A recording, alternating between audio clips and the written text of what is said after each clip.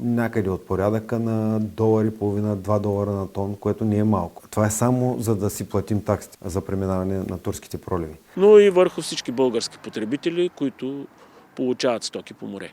Среден по големина кораб, там 35-40 хиляди тонен, които да речем плават в нашия регион, за да влезе и излезе, заплаща сума някъде от порядъка на 40-45 хиляди, в зависимост от размера му, такси за преминаване на турските проливи.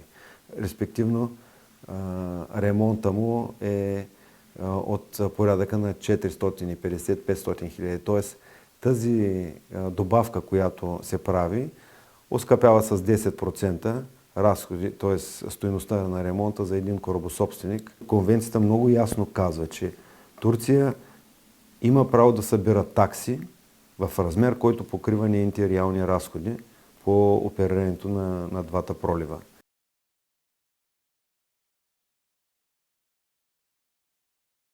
Но не дава право на турската страна да печели от оперирането на тези проливи. Тоест, ние трябва да разберем, печели ли Турция с новите си такси или не печели.